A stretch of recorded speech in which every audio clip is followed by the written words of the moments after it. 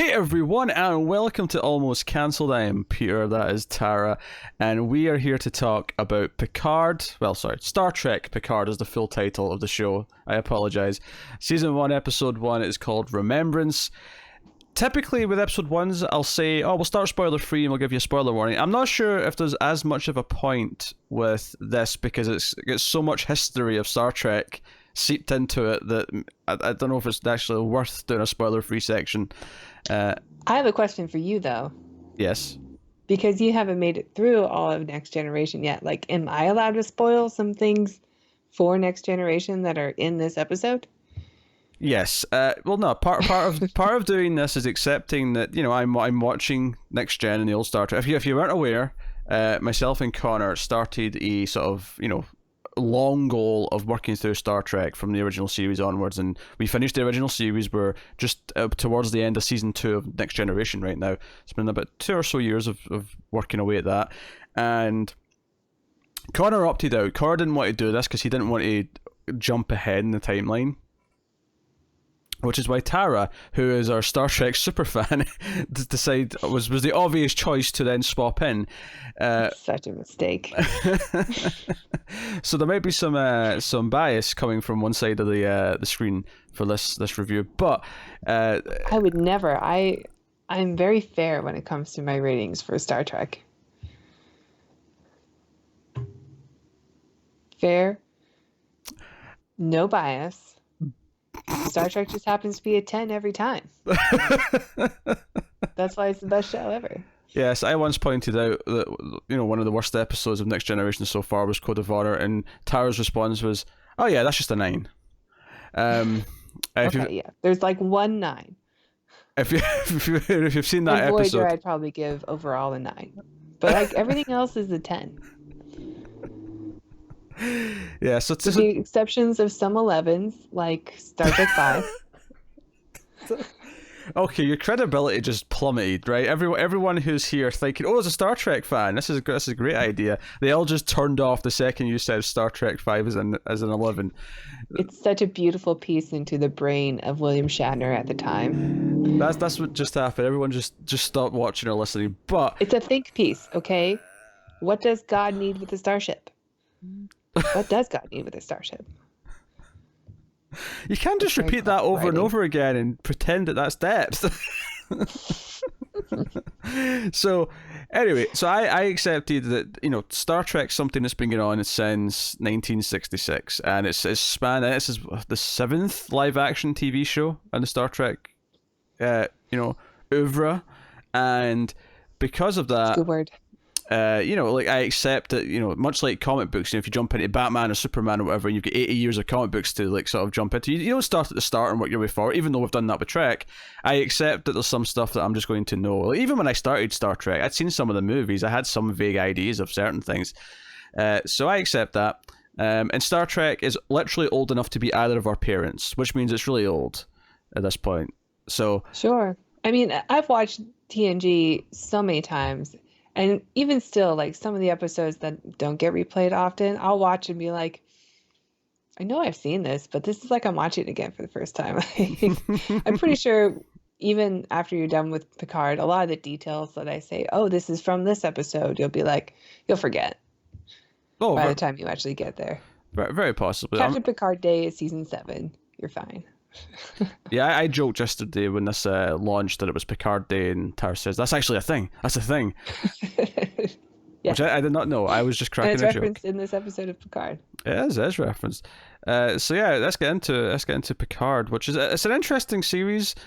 Because this is, them coming back to a character from a previous show. It's kind of a sequel series in some ways, even though it's very much not, because Star Trek The Next Generation was a classic Star Trek show, and it was about exploring space and encountering all these different things, and it was, very, standalone episodes and stories.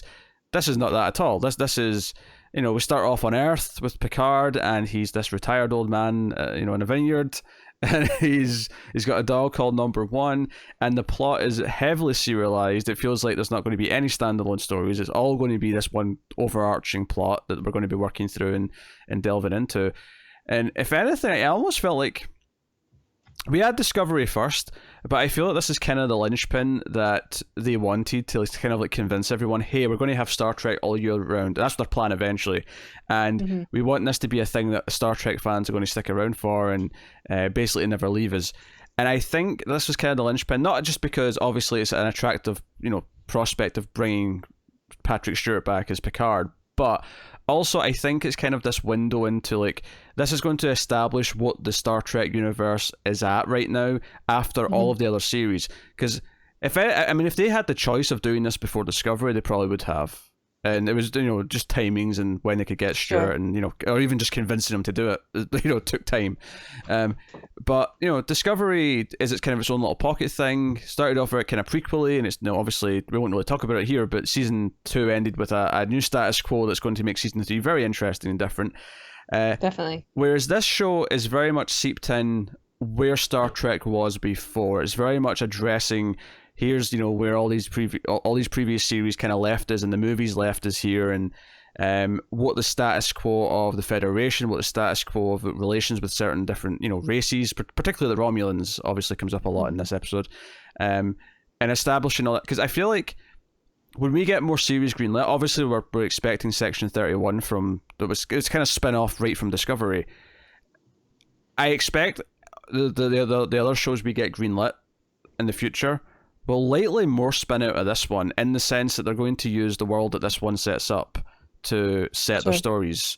At least that's what I was getting from it anyway, because this is heavily about, okay, not just like where's Picard now, but it's also why is he here and what's changed in the world. They already have so many series like in the works, like you mentioned the Section 31, but are we getting like 2 animated series also? 2 animated. I feel like the animated ones, though, are kind of their own separate little beast. They might technically be in continuity, but they're all, and there's like some like young adult one that they're thinking about doing as well in Starfleet Academy. Yeah, I think that was rumored, but they also said recently there's 2 other scripted Star Trek shows they're developing that they can't talk about yet. So there's 2 other shows as well that we can't even predict as of yet. Why not?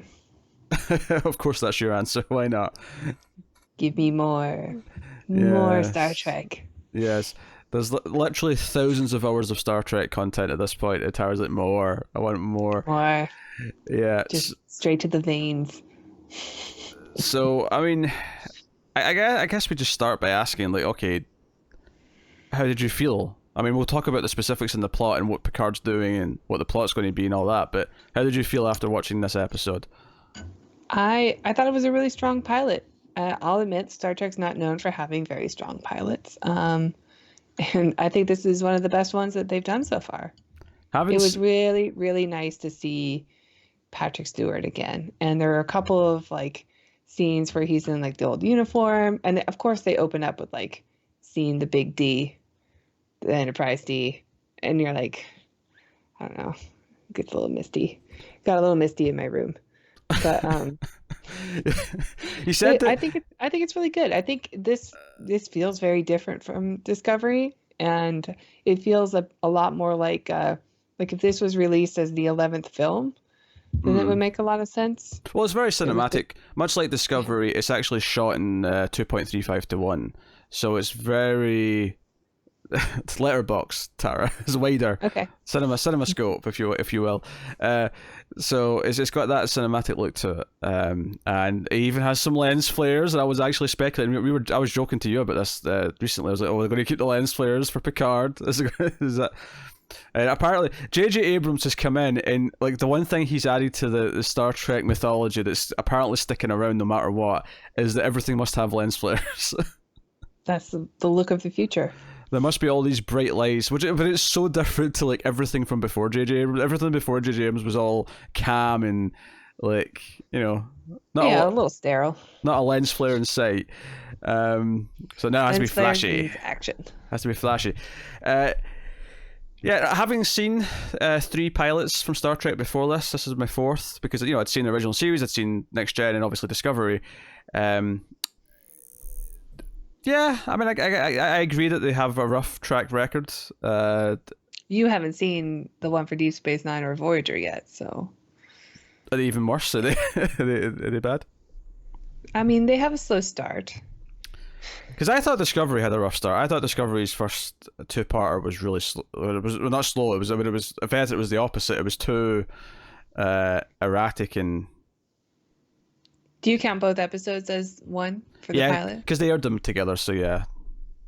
I love Discovery, and I love the pilot. So Discovery. I mean, it is very, very fast. It is very different, but it is one of those like, oh, this is a new Star Trek. Okay. And once you accept that, like, it's easy to get into, I think. Yeah, well, it started off very shaky though. I think Discovery, and even when it got better, there's still nitpicks. There's still things to kind of pick at. And some of the same people involved in that were involved in Picard. So I mean, it was getting into this. It was like, okay, let's see what they've actually got here. They have a different showrunner though. Different showrunner, but some of the same producers and writers are kind of shared between them. I thought it was enjoyable overall. I like seeing kind of the world building that they're doing and introducing this new stuff, and Picard kind of like having a purpose again. That kind of side of the story is very enjoyable. You know what that reminded me of? It reminded me of the. Have you seen Generations? Yes.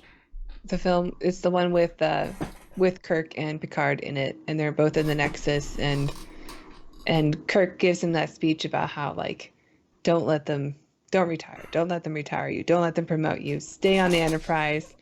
This is where you have like the ability to do something. And I don't know, I was reminded of that speech when he was just like walking around his vineyard looking really bored and like he didn't have purpose. I do have nitpicks though. Well, not even nitpicks. I have a couple of legitimate critiques, which I know you don't really like hearing. How's that possible? This show's perfect. I do have a couple of critiques. I do think there is a little bit too much exposition, some of which I think is quite clunky, and a couple of just clunky transitions between some things. I think the core of what it's doing is fine, but there's definitely some weird beats in how it sets it up. But that's not to say that I'm down on it or that I'm not excited for where it's going. I think it has some pilot problems that pilots typically have. And I think the foundation here is pretty solid. It has kind of... I almost wish this was a double, actually, because I think it has the problem just by... You know, because it's going at a reasonable pace and not rushing through it, we don't actually really get the setup for what the show's going to be in this episode, really. You know, we get the core of what the plot's going to be in terms of what the goal is, but, you know, we know from the trailers and stuff that Picard's going to have a ship and a crew and, like, all these things, and none of that's established by the end of this. Other prominent characters come back. Yeah. And I'm not sure how much we're going to see of them. Like, I can almost see a lot of those returning characters being, like, you know, they're there for one episode or one or two episodes. Do you think Jerry Ryan is only for one or two episodes? Yeah, maybe. I don't know. I mean, I'm not expecting any of them to come on the ship and like sort of travel with them, kind of thing. You know. She was really like heavily featured in all the promotional stuff and like the panels, and maybe she just doesn't have anything else to do. Oh, this is a really sad way of putting it, but no, maybe she does have more of a main role. I mean, at least right now it feels like, obviously, other than Patrick Stewart, all the returning cast, they're going to have these sort of, you know, like, not cameos, but these roles where they sort of dip in and out.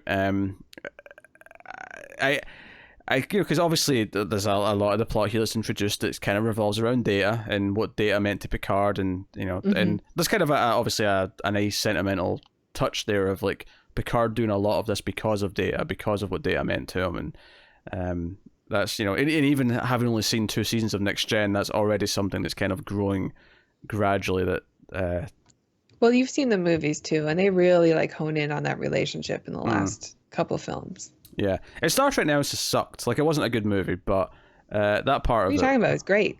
It's a 10. It had Tom Hardy in it as a villain.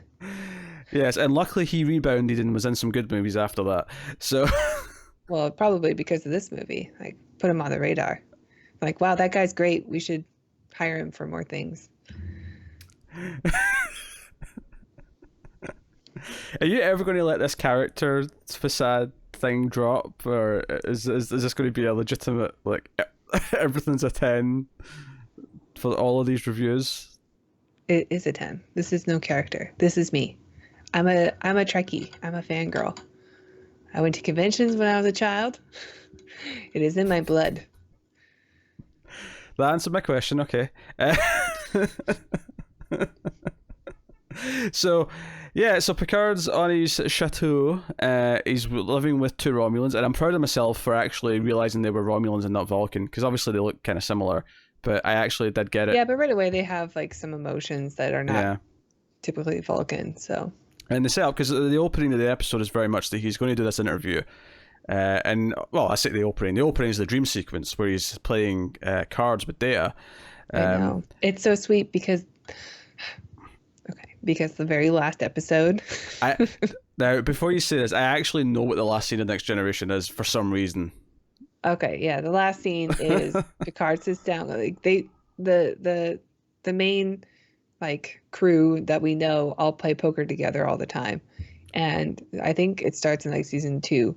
Yeah, no, for the record, I've already seen this. Like, I've already seen at least 2 episodes of them playing cards together. Okay, yeah, because I remember Pulaski was in a couple of the poker scenes. So, and so the very last scene of the last episode is Picard sits down to play cards with all of them, and he says, "I should have done this a long time ago." Yeah. So it's kind of sweet that they open up with the playing poker on the D. On the D. Yeah, see, when you started this by saying the big D, I thought you were talking about Data until you actually said the ship. Yeah, the Enterprise D. And obviously there's the obvious dick joke as well that's kind of, there for a reason, but like I thought it was Data, not the ship. But that's fair. Data's the little D. Data's the little D. Although, I don't know, you have to ask Tasha, I guess. Oh, Tasha Yar. What a character. Party Tasha.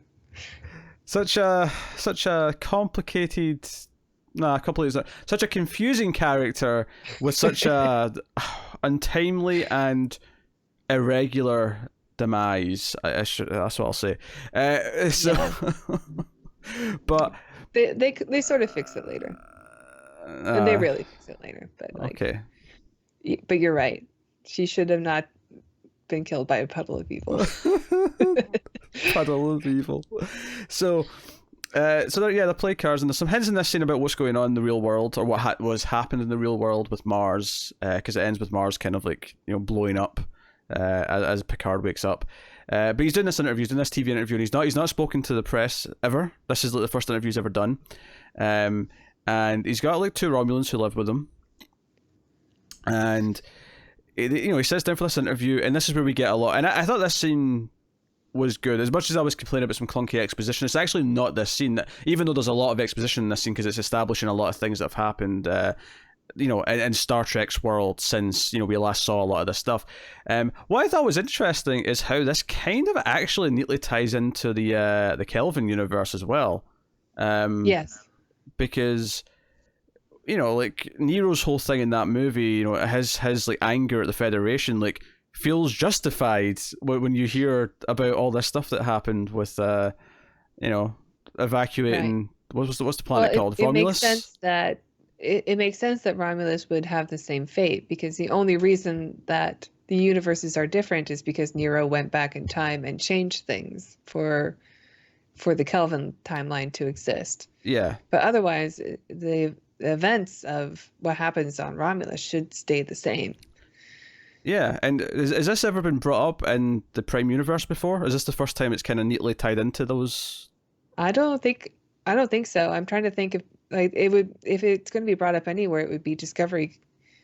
Oh no, it wouldn't be Discovery because that's a prequel. So no.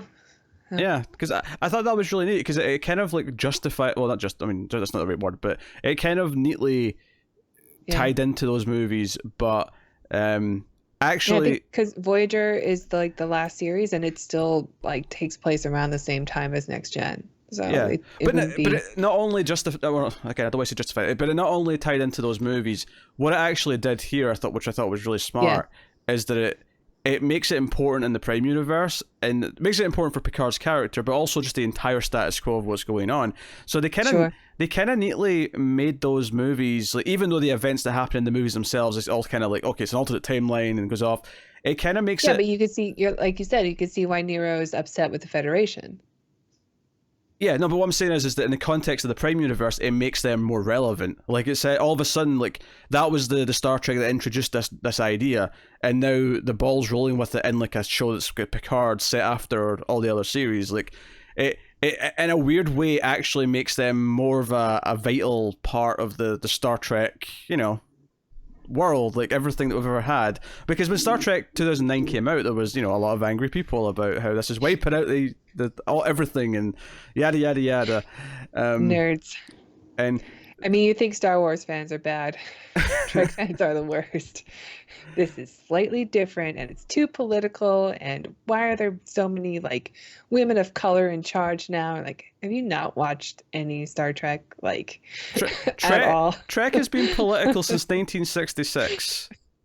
I think you guys need to rewatch it. This is nonsense. This is like people who get angry at superheroes or comics like being too like diverse or political, and it's like, you're talking about the X-Men. The X-Men were literally created... That's their whole point, is that they were like rejects. They were created as an analogy for disenfranchised groups. That's what the X-Men are. They always were that. Shut up. Anyway, but no, what I was saying is that all of a sudden, those movies actually feeded back into the real... Trek universe, not to like diminish that, but it does feel like the separate one, right? Because obviously it's just those three movies where everything else is in the same universe. Yeah, the only thing that doesn't make sense is that Uhura and like Spock would be together. Ripples, butterfly effect, baby. Ripples. It's the only thing I can't wrap my brain around. It's just ripples. Although she does flirt with him in like episode 2. She does. In fact, liar. Me and Connor joked about that actually. I'm pretty sure when we watched that episode, we talked about how there was a flirtation. It's almost like JJ watched that one episode and went, "Okay, that gives me an idea." There's a precedence for this. But anyway, so yeah, interesting things is that the reason why Picard left Starfleet, which is where the interview was not supposed to go, but ultimately the woman does anyway. She's trying to Gail King and R. Kelly him, but that's Captain Picard, not R. Kelly. Stop being Gail King. I love how angry Tara says right now. How dare she? How dare she go after my Picard? But that man is a king.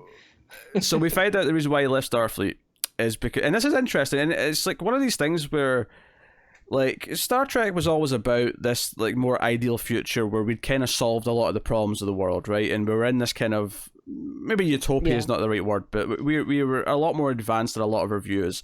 And I think, especially next gen. Yeah, and there's an argument here that this kind of goes against that concept in the sense that, like, it means this show can't be that, right? Star Trek just is just different from what it was, right? And you have to kind of accept that.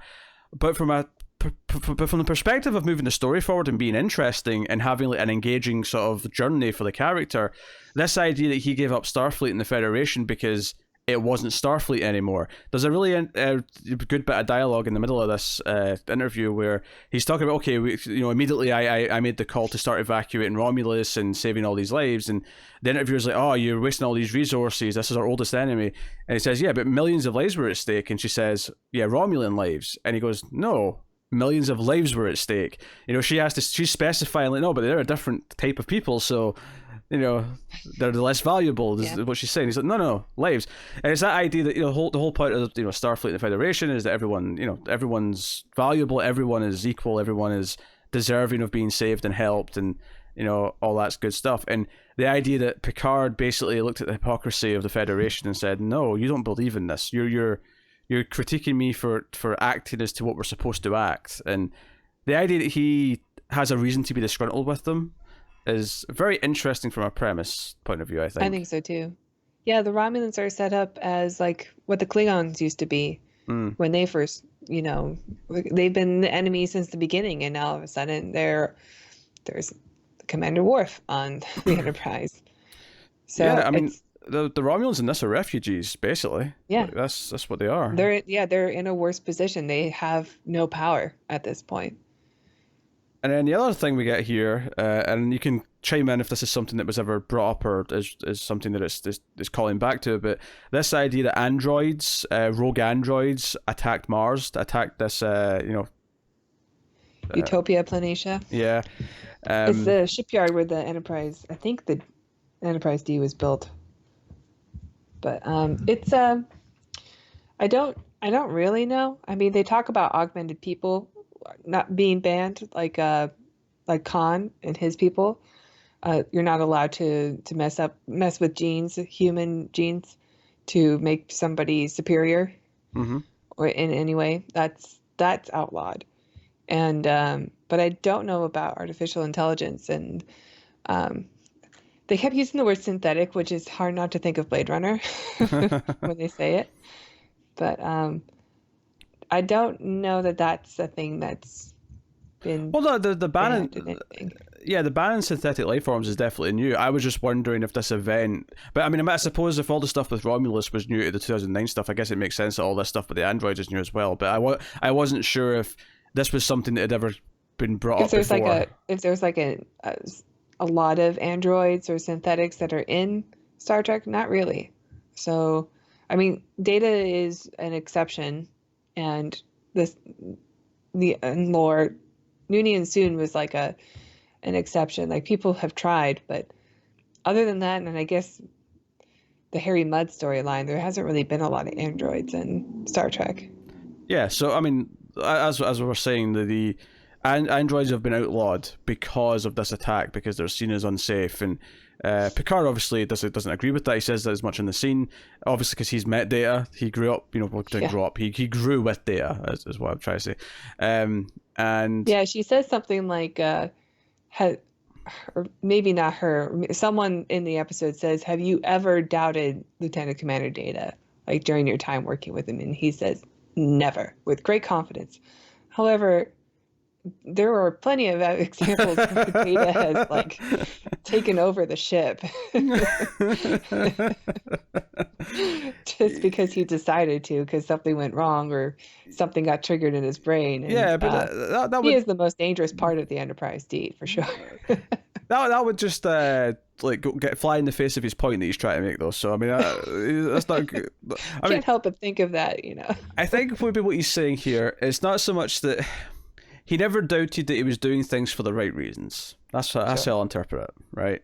Sometimes he made some weird calls and he maybe broke the chain of command, but he never doubted that he had the best intentions of the people on board at heart. Right, of course. He was never, an android terrorist, is what he said. I mean, yeah, he never had the kill all humans command. Yes. He never walked into a room and went, "What are you doing, Picard?" So that was a 2001 joke for anyone who didn't get it. HAL 9000, you've seen the movie. What do you mean you didn't get it? What are you doing, Picard? What are you doing, Dave? It's not that complex. I just swapped the names out. I just don't know the scene you're talking about. When he's pulling his brain out, or... It's the most famous line from the movie. It's your favorite movie of all time. How do you not know? I'm sorry, Dave. I'm afraid I can't do that. Speak this line. That's why we need to watch it for the A's. He says, "What are you doing, Dave?" at some point. I'm sure he does. Anyway, so he walks off the interview. He's not very happy. We get a bunch of shots of various places. I think we go to Boston for the introduction of. Now I've actually forgotten which one's which here in terms of the names, because it's new characters.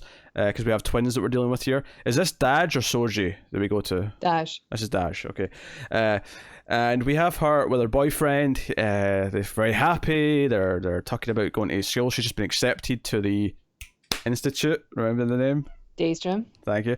The Daystrom Institute, which is a deep pull from Star Trek, from the original series. It started there, but it's been around forever. Okay, sure. There's definitely a deep pull later on, though, because not only did they bring something up that I have seen in Star Trek already, I when I looked it up, it seems like it's not. This name hadn't been brought up since then either. It seemed like it had been a long time. So is it from Measure of Man? Yes, it is. Oh yeah, I was wondering if you would get the name Maddox. I could have told you that's what it was, but we said Maddox. Like, oh, that sounds familiar. What's this Maddox character? And I looked it up, and I was like, oh, this dude. Oh yeah, okay. And then I was excited because it said that he's not appeared in anything after that episode. I thought, oh, so this is actually a deep pull that I just happened to have seen one. I was kind of hoping that he would show up in the show, since they kept bringing his name up. He's still around. I don't know if he's still active. He may show up later. I mean, even if they have a different actor. I mean, that's fine. I mean, it's been so many years that whatever. Right. But we have these masked individuals like teleport into the room, and immediately kill the boyfriend, and they're like talking about her activating, and then they're going to take her with them. They put a bag over her head, which is supposed to knock her out, and then something triggers. I'll call it the Bourne identity effect, where she's like a sleeper agent. Some innate skills that she didn't know she had just kind of kick in, and she takes them all out like a badass. Yeah, with the bag over her head still. Yeah. So this is one of these things where you look at it and go, yeah, this isn't the same as Next Generation, because Next Generation never had the John Wick style action scene. Yeah, in the middle I actually of thought it was quite brutal.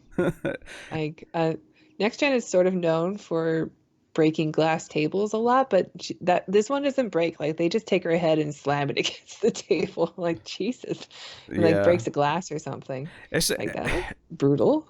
Yeah, it's so weird. Because I remember when Discovery had an F-bomb on it. It was like, well, did Star Trek just drop an F-bomb? This is odd. Yeah. What's happening? And it's almost like they're like, oh, well, Star Trek fans are all at least in their 30s now, so we may as well just be a hard R. Like, let's just go for it. I'm like, that's not really why, just because we're all older now doesn't mean you should necessarily go dark with it. Not that this really bother me that much. It's just one of these things where you have to get used to it a little bit. But Star Trek's progressive.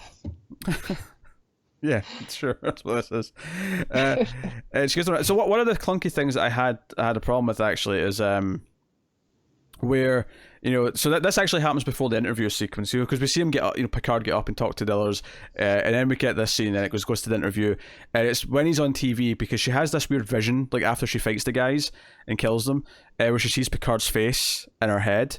And when she's walking through the street after this, just kind of aimlessly wandering, she sees Picard's face like on the, I don't know if TV is the right word anymore, but like it's on the thing, and she shows up at the vineyard like in the very next scene, and this is the part that I thought was kind of clunky. And it's not so much that I need to have it explained. Like obviously, there's transporters and shit. She can get there quickly. And that's not what I'm complaining about. Just from the perspective of from a storytelling standpoint, it just feels so sudden. She just walks onto his like home and starts saying, these men attacked me, I killed them," and everything she said, because this is the thing, my problem with the exposition in this episode is not so much the exposition about the world and what's happening with the Romulans and all that stuff I love. I think all that world building is really good fun. My problem with the exposition in this episode is typically scenes like this where one character has to explain to another what we've already seen. And it has this weird double-edged thing of like, okay, we already saw it all, so we don't actually need any of this information. So that makes it really tough to make it interesting, even because sometimes exposition, even when it is new information, can still be boring, because it's exposition. But when we already know it, you wish that like she showed up and they just cut to them having tea together. She would say something like, "I just have a lot to tell you," and then cut to tea.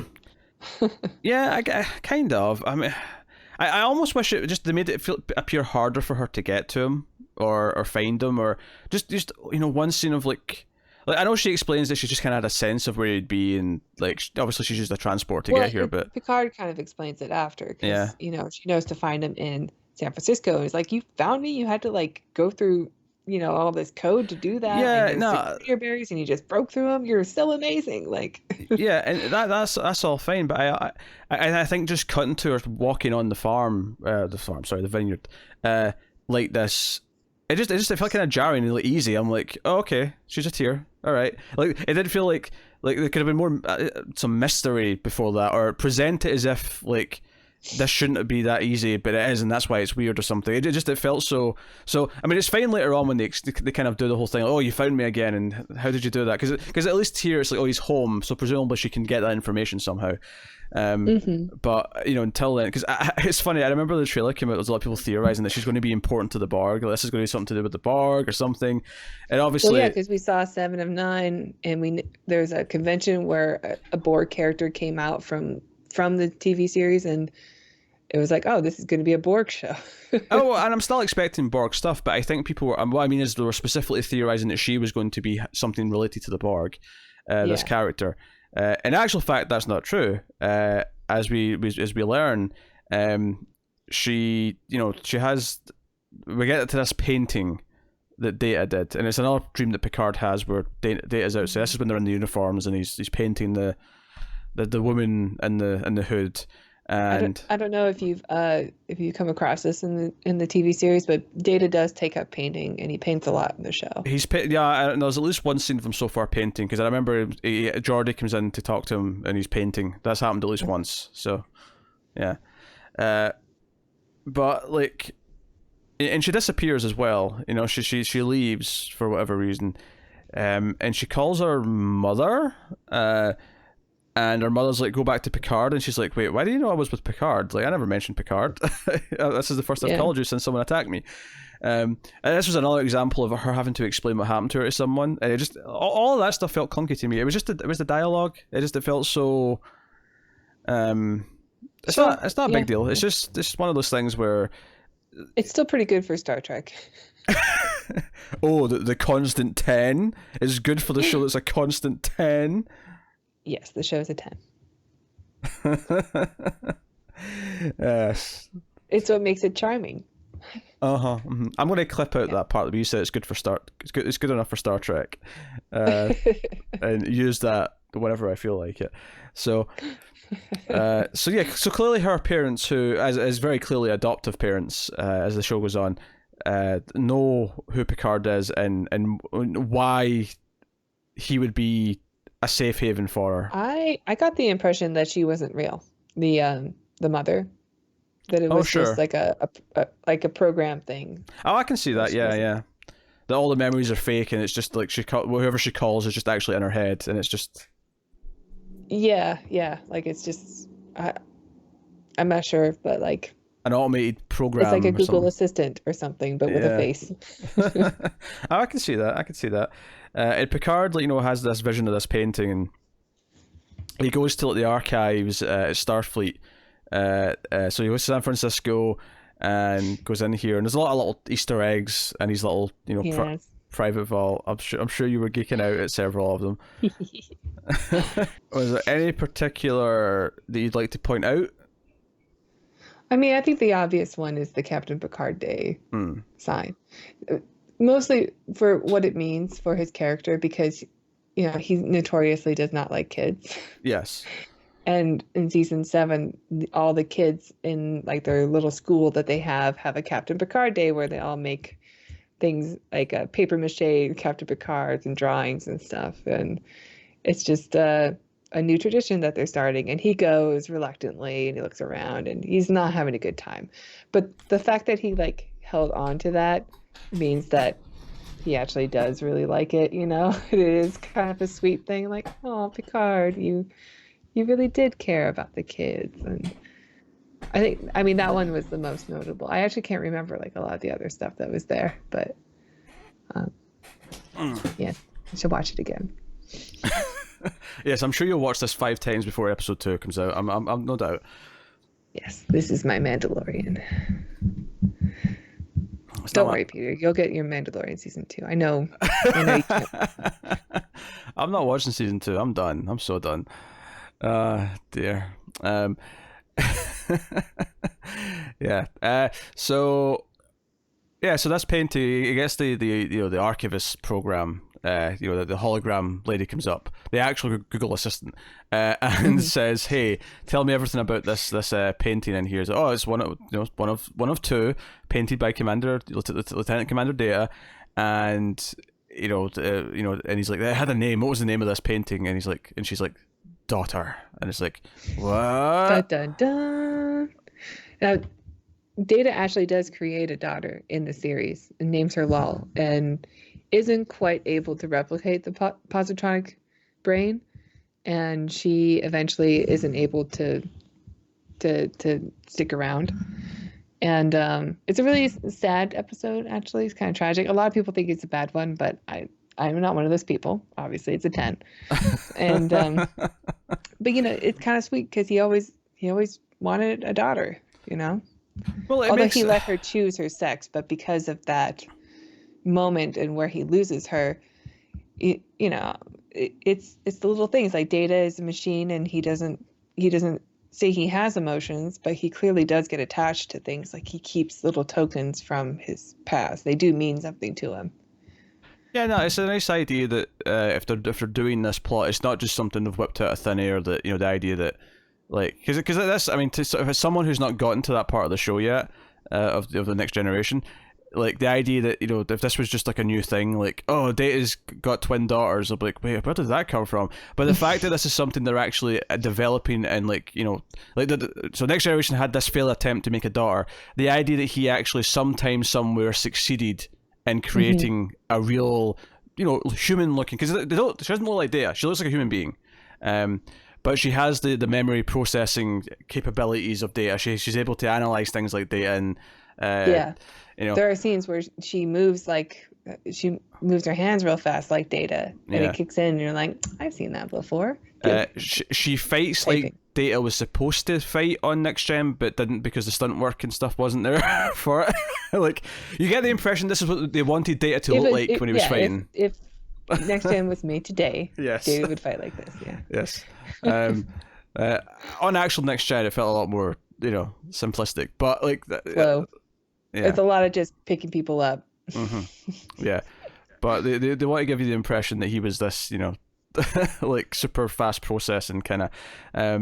I'd almost compare it to River from Firefly, which was created. What that is. Which was created, but you've seen Firefly, which was created by Joss Whedon, who also created the hit television show Buffy the Vampire Slayer. Is he related to Josh Whedon? Such a goddamn troll. Such a goddamn troll.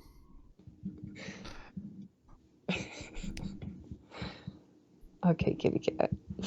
No, that's a show where it's a 10 all the way through. Overrated.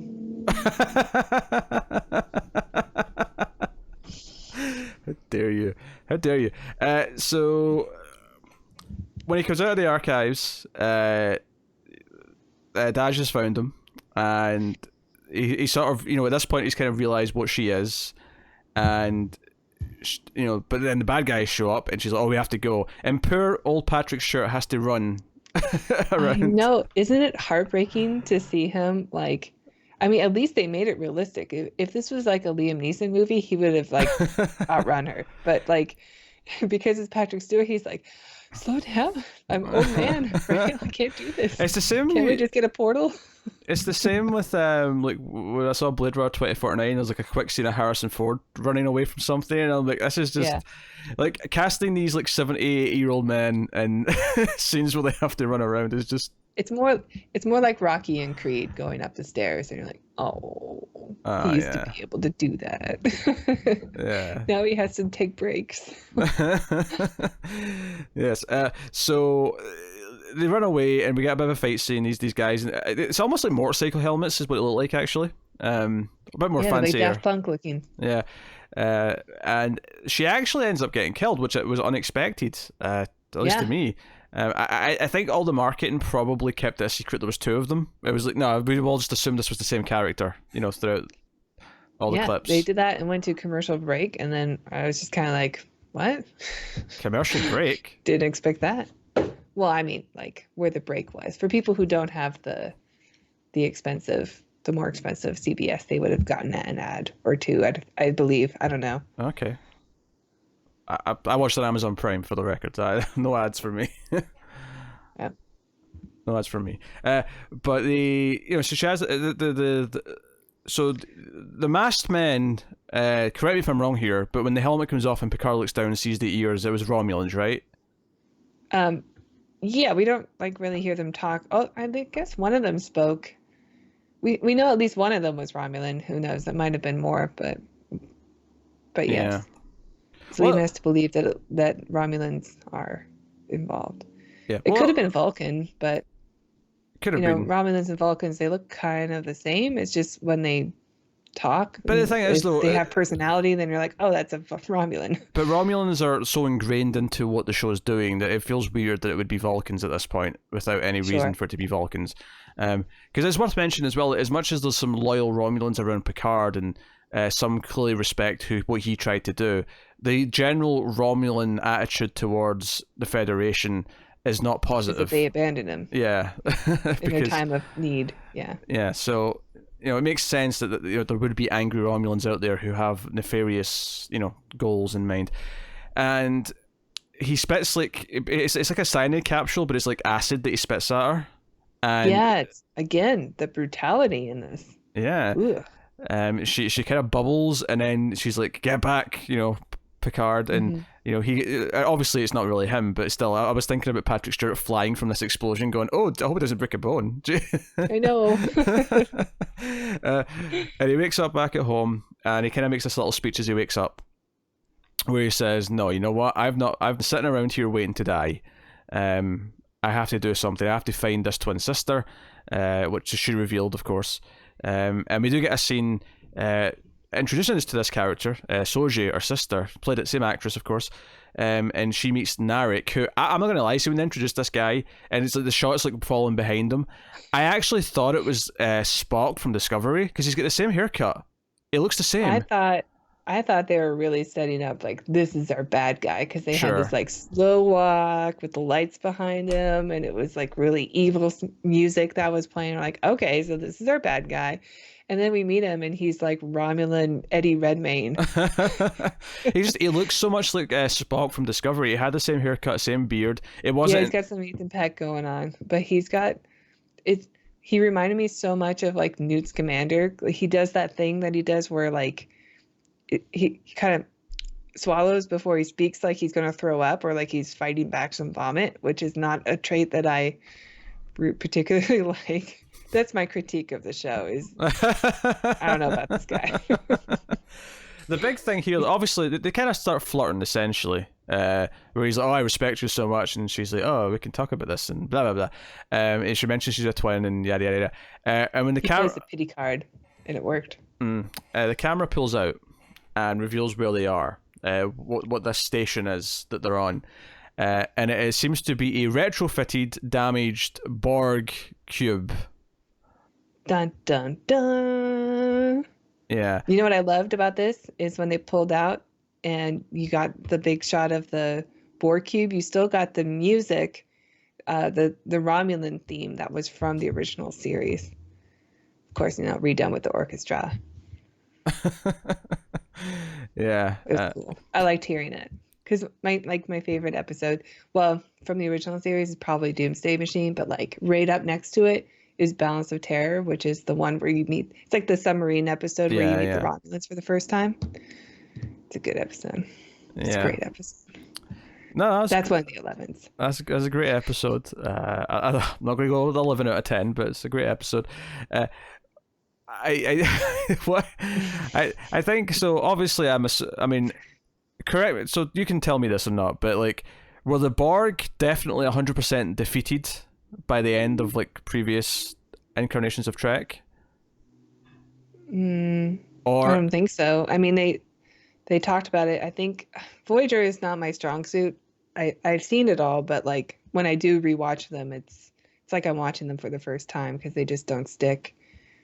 But there is a lot of Borg in that series. so what I'm asking, And I think they try. I think they try to do like a genocide thing for the Borg, but then they don't go ahead with it. And then, of course, I guess the latest Borg encounter that we see is the First Contact film, which they do defeat the Borg Queen in that, but I don't think it destroys the Borg overall. Unless, I don't know, maybe I'm mistaken. what I'm asking then, is it a surprise to you then that they've got a hollowed out Borg cube and they're using it as a base? Yeah. Okay. Yeah, that was a surprise. But maybe the Borg Queen, when they, killed her, maybe they did destroy the Borg.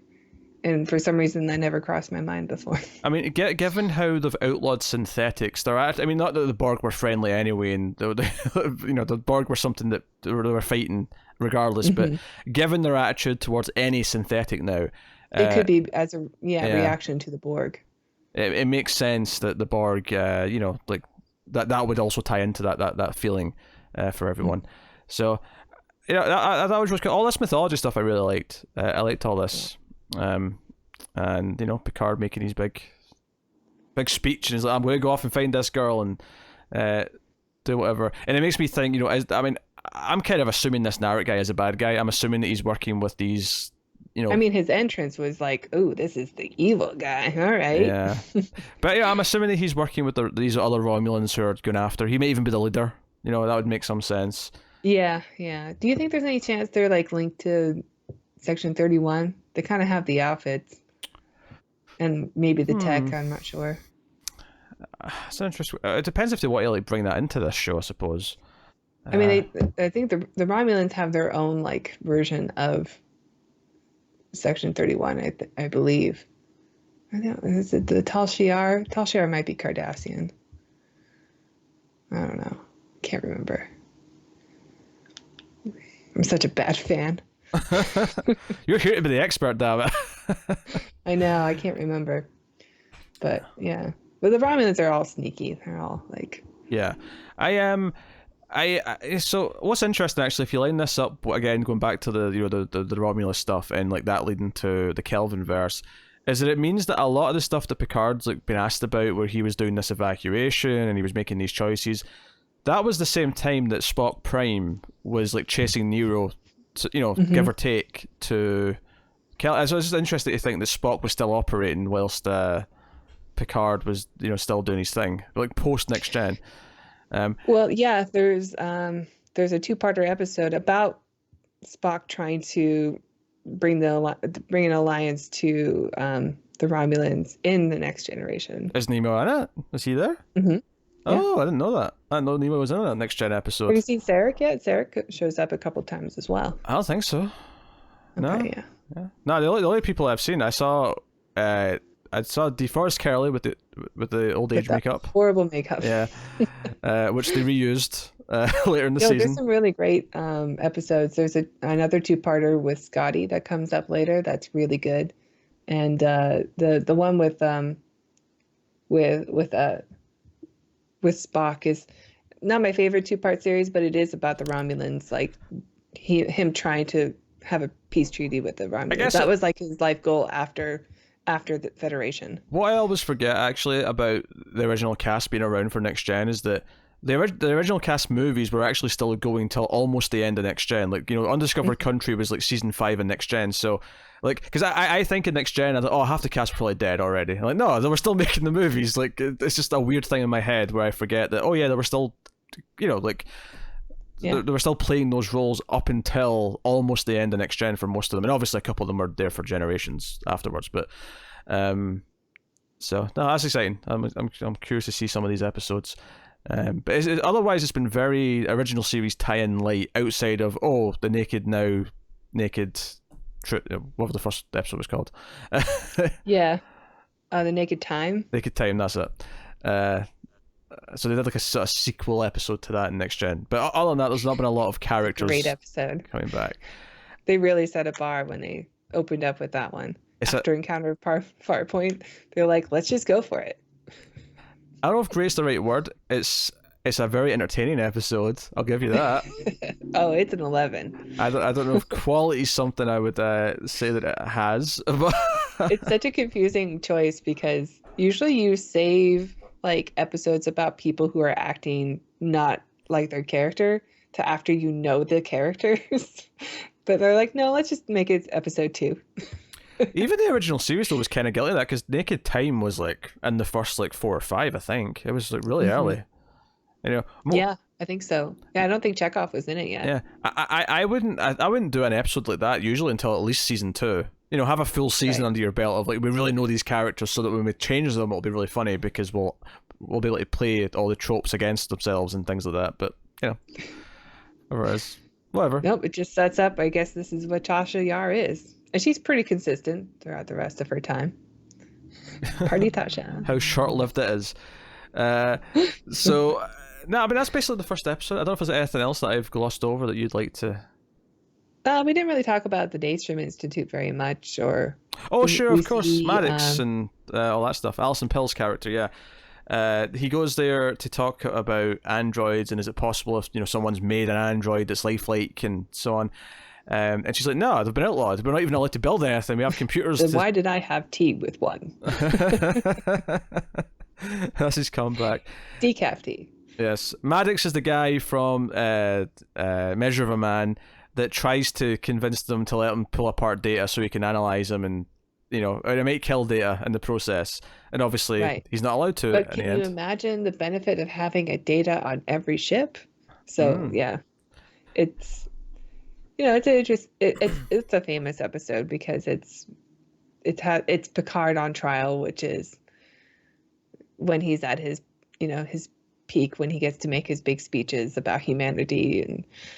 And it's obviously a really wonderful episode, but his Maddox perspective is also very interesting. Like, is Data sentient, or is he property? Because if he's property, this is technology that we would really benefit from. If we could have a Data on every ship, I mean, we would all be safe, unless of course there's a programming glitch, which happens from time to time. Yeah, and it sounds like he's as safe as a holodeck.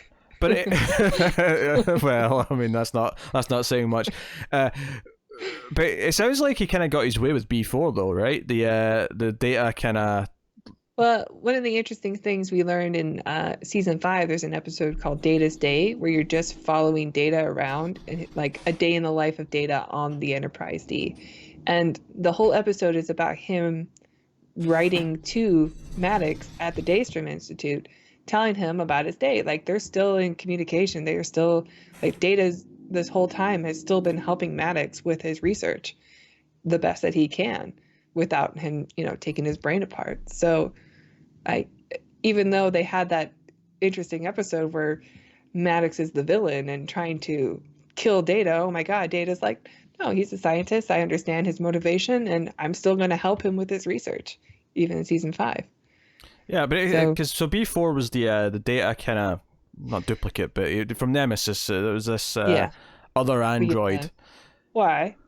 Yeah, but because we see him all like cut up in a drawer, and it's like, oh, I guess he kind of got his way. He was able to take this one apart and do what he wanted because no one cared about B4. Yeah. They say he was a lesser version of him, and we're like, yeah, we all kind of agree. yeah. So, but yeah, so it's this idea that one of the big things that's brought up, and I can't believe we almost didn't talk about this, is that part of Data, like if somehow these daughters were created, right, whether or not it's something that's passed from him to them, or some part of him still exists to create them later, because they're not that old. Like they're young enough that they are after Data's death, for lack of a better word. So it implies that there is somehow somewhere still one part of Data that exists, and one of the things that Alison Pill's character Girati brings up is the idea that this theory that just one cell could contain all the memories and all the personality of a person, and so yeah, I was getting the impression that maybe they're sort of like clones of Data, like they're able to take DNA from the positronic brain and replicate that into like a human anatomy or whatever, so that all the physiology, like if you did a complete CAT scan of the body, you would get a human, but they're like synthetics, like from Blade Runner, but everything else, but the DNA is from a machine, but it's still human. Well, that's what I mean. That's what I was thinking. Well, that's kind of the implication from like there being like this like hidden programming to say, hey, Picard will help you. Like the idea that Data would just like feel that way, like in there, essentially. And all of the messages saying, hey, go to Picard, seek him for help. It's all just how Data felt about Picard. But I do think this idea of like him existing potentially from anything that remains of him possibly does kind of put on the table that maybe, just maybe, by the end of the show, we may actually have Data back in some form or capacity. You think it would be puffy Data? He does look puffy. So puffy. This is the thing. From a distance, he looks still quite good as Data, but his cheeks. The second scene where he's outside like painting and he's in his old uniform, I thought he looked pretty good. The opening scene where he's in that like first contact insurrection look, you're like, he's a little puffy. Yeah, his cheeks are just a lot puffier, and that's not. I'm not shaming him. The dude's older. You know what? It's aged. Yeah. Of course. Brent Spiner. He can enjoy his old age. It's one of these weird things. It's actually don't we have the technology now. Not to. Isn't that the thing with the whole Irishman movie? No, apparently look quite bad. So no, we don't. Yeah. But I guess that's one of the things. Because just to bring up Buffy one more time, actually, one of the things you just kind of have to accept in those shows is that the vampires are not supposed to age, but you just kind of have to accept that after 7 seasons of a show, yeah, like they've kind of aged a little bit, like we just kind of, and it's the same in Star Trek where they're telling us that Picard's in his 90s and that everyone lives to at least 130 or 40, like. Yeah. You know, we just kind of have to roll with the fact, and again, that's the same thing with Data, with the vampires from the other show, is that he's not supposed to age. He should look the exact same as he did, Yeah. and you know, from episode 1 of Next Generation. But we just kind of have to accept that that's not possible. We just have to go with it and like pretend that he is. Yeah. So that's what it is. I think this was an exciting episode for setting up the mythology of the show. Luckily, being around Picard is great. Luckily, him caring and wanting to accomplish something still feels good. Because if that wasn't there, I think if that was missing from this episode, the episode would feel kind of lackluster. And I don't know if the plot itself is exciting enough to, you know, propel it, right? But because you care about Picard's motivations, because you care about him doing this, because it's the daughter of his, you know, his good friend Data, and everything that he had with Data, but you know, and him like trying to like sort of live up to the standards that he felt that Starfleet was supposed to be about, even if they don't actually adhere to them themselves anymore. Like, that gives it a lot of the emotional backbone for me that I think makes me tied into what's going on already, despite the fact that I do think there's some clunky elements in the exposition, and you know, like you say, like the introduction of evil Romulan boy is so like over the top and just kind of like, yeah, there's no subtlety here. Like, you know, come on. Yep. Guess that guy's evil. Yeah. Weird casting though. Hope it works out. So, but I think otherwise though it was a pretty solid pilot. I think it's better than Discovery's pilot for sure. I really like Discovery's pilot, but I know a lot of people don't. How did you feel about seeing like cities on Earth and stuff? The sort of kind of semi Blade Runner look to them, and you know. They definitely. There's a lot of Blade Runner in this, but maybe it was just because it was at night, you know, and you see like the glowing billboards, and you just think Blade Runner. And yeah, I'm pretty sure there's a lot of Blade Runner in any futuristic city at night. Like now, it's just what you think of. That's all right. I mean, it didn't feel like scummy like Blade Runner does, or Sure. grimy. It did have a little bit of a dangerous feel, I guess. I don't know. It's cool. Yeah, I like it. We uncertain see times. Paris and Boston and San Francisco, really. Yeah. That's all right. Cool. So that's basically the first episode. That's Picard. We'll be back next week, similar time for episode 2. I invited back. Yes. Just everyone, pinch of salt. When Tara says something's a 10, just deduct 20 to 30% of that score, because that's what the real number. How dare you? And Maybe I won't come back. that works out actually, because when you say something's an 11, that works out to a bit an 8. Yeah, that sounds about right. Yeah. Well, this episode's a 13. So.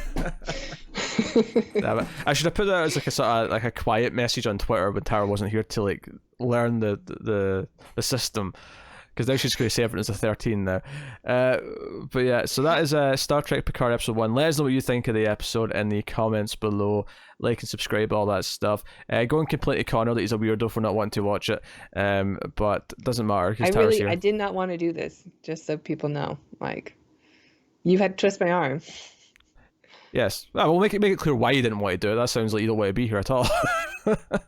I just can't stand recording with you. No. Because I'm too in. I know too much.